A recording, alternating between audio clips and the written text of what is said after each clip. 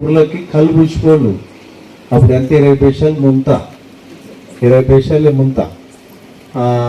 ఆ ముంత మా నాయన నన్ను దొరికిపోతే మా నాయన ఒక్కడి దాకా కూడా నాకు సగం పోసిపోడు.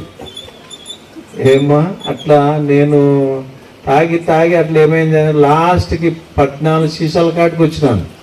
1 కాదు 2 కాదు, మళ్ళా 14 సీసాలు తాగిపోయిన ఒక రోజు. ఇక ప్యాకెట్లు తాగినామనుకో, అప్పుడు గుడంబాలని ఉండేటివి, 12 ప్యాకెట్లు తాగేవాడిని.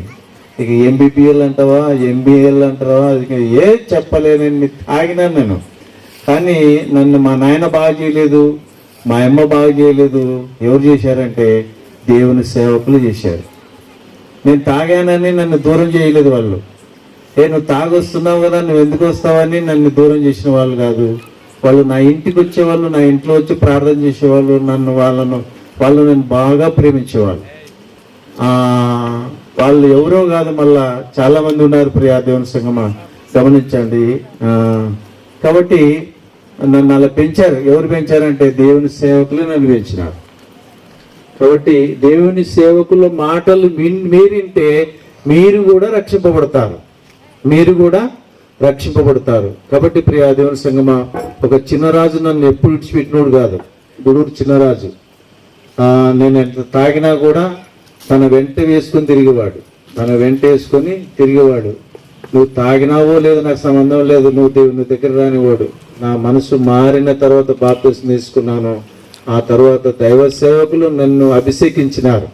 దేవునికి స్తోత్రం కలుగును గాక. వారి ద్వారా నేను రక్షించబడినాను. నా తల్లిదండ్రులు నన్ను సాకలేదు, కానీ నా తల్లి నా తండ్రి కూడా ఏం చేశారంటే కళ్ళకే బానిసం చేశారు. వాళ్ళు కూడా చాలా వరకు చెప్పి చూశారు, కానీ నేను మారలేదు. కానీ దైవ సేవకుల మాటలు వింటూ మారుతాం. అది ఎవరి మాట అంటే యేసుక్రీస్తు మాటే. ఎవరి మాట అంటే యేసుక్రీస్తు మాటే. వాళ్ళు చెప్పే మాట ఏంటంటే యేసుక్రీస్తుని గురించి చెప్తారు.